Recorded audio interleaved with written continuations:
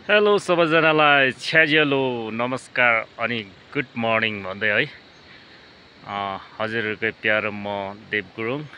हजुरहरूलाई थाहै छ कतिजनाले हेर्नुहुन्छ, कतिजनाले हेर्नुहुन्न, कतिजना नयाँ हुनुहुन्छ भने फलो गरेर लाइक गरेर आउनु होला।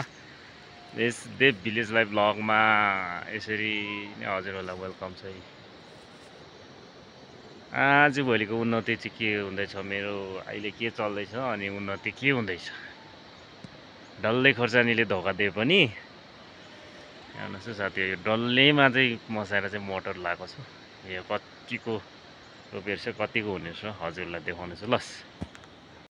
यहाँ चाहिँ मैले मटर रोपेको थिएँ हो। यहाँ चाहिँ 2 ड्याङ थियो, मिर्गाले चाहिँ ढुट्टो खाएछ हो।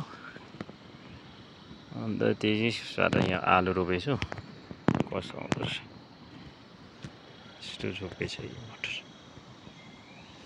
यसो साथी हो यी त साथै छिक्रा लाएर चाहिँ यसरी रोपेर लगेको चाहिँ यसरी रोपेको चाहिँ ऊ माथि नि देख्नु हुँदैछ नि, त्यहाँ माथिदेखि रोपेर चाहिँ यहाँ रोपेर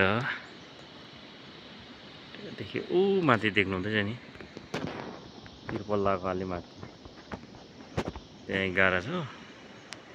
यसरी रोपेछ है साथी हो मटर। हप्ता 10 दिनको काम यो चाहिँ, हेरौँ कतिको खोर्सानीले धोका दिए पनि यसले धोका नदेला। यस्तो छ है ल। सो साथी हो आजको भिडियो के कस्तो लाग्यो होइन, मन परेमा लाइक कमेन्ट सेयर सब्सक्राइब हान्नु होला, फलो गर्नु होला नयाँ हुनुहुन्छ भने। आज त फेरि यस्तै भिडियो लिएर आउनेछु, फेरि भेटौँला। बाई।